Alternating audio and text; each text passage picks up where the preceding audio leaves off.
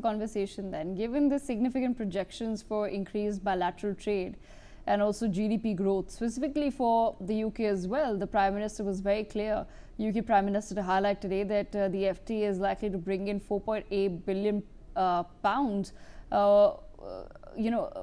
additions to their economy and create 2,200 jobs as well. But I want to understand from your perspective then, what are the most critical implementation challenges that both India and UK could possibly face in realizing some of these very ambitious economic benefits?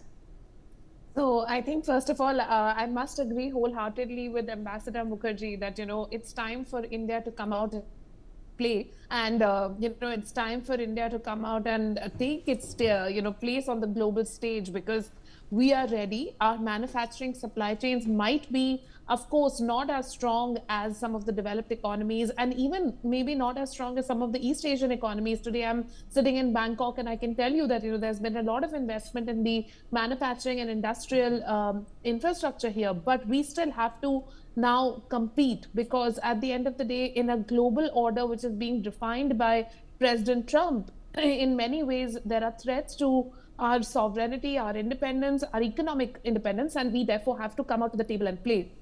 It's really good that this deal has been negotiated, but I do feel that there are going to be three major challenges in the next decade or so. Some will come, now, and some will come further down the line. The one that will come right now is going to be around demand. We are talking about the fact that Indian workers can go to the UK and they don't have to be paid social security, etc. But for that, jobs have to exist. I mean, it has to be a scenario where, you are going into a thriving economy where there is actual demand for labor. But we know that in the UK currently, unemployment rates are at historic highs. We are sort of seeing a slowing economy, a sclerotic economy in some ways, and we are not seeing sufficient technological innovation in the UK. So I think it's really time for Indian companies, especially Indian IT companies, to go and invest in the UK to bring that innovation in the UK. Some of our own people can go and work there, but at the same time, we have to also use British talent. So that's going to be the first one.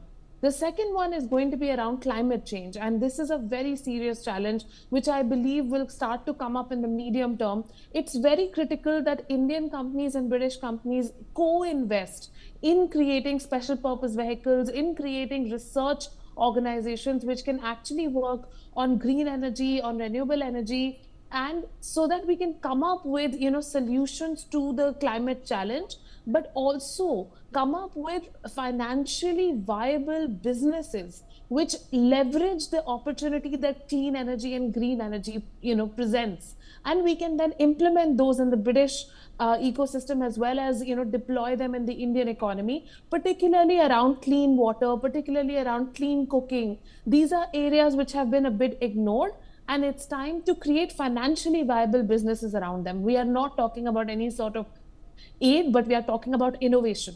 And thirdly, I do believe that geopolitical challenges will be plaguing both countries and will be plaguing this relationship, because on one side we have the US. We are carefully navigating our with the US. The UK has a very strong relationship with the US, and I do believe that this deal will help India also navigate its mini trade deal, or a larger trade deal with the US as it is currently being discussed. But at the same time, this will also help the UK navigate its way into South Asia, into other countries in South Asia like Nepal, Bhutan, Sri Lanka, where India has very good relationships, into the global South, other countries in the global South, because India is a leader of the global South. A lot of African economies are currently linking their supply chains with India. We're also seeing the Middle East linking its supply chains with India, and this gives the UK a precedent as well to link its supply chains with many of the emerging economies in the global South. But of course, these geopolitical relationships have to be navigated as things change, and especially as President Trump's, sort of announcements change. So I do believe these three, but a lot of opportunities ahead.